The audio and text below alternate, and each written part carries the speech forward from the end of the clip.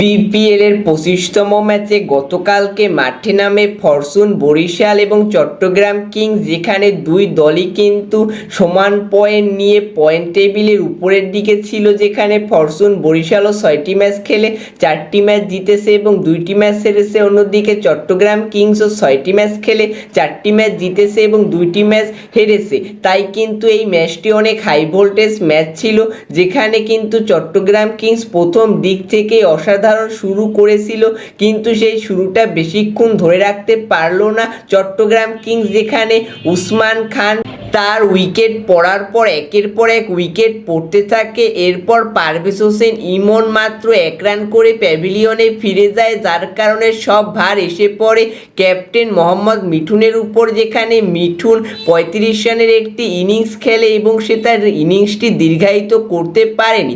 এরপর শেষ দিকে আরাফাত সানি 27 রানের একটি ইনিংস খেলে, যার কারণে কিন্তু চট্টগ্রাম কিংস 8 উইকেট হারিয়ে 121 রান করে।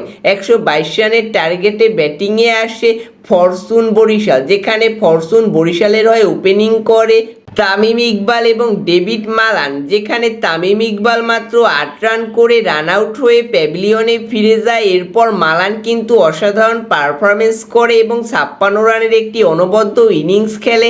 তাওহিদ হৃদয় মাত্র 1 রান করে প্যাভিলিয়নে ফিরে যায়। মুশফিকুর রহিম 11 রান করে, মাহমুদুল্লাহ রিয়াজ 16 রান করে এবং নবী 26 রানের মাধ্যমে কিন্তু ফরচুন বরিশালকে জেতায় এবং পয়েন্ট টেবিলের 2 নম্বরে চলে যায় ফরচুন বরিশাল।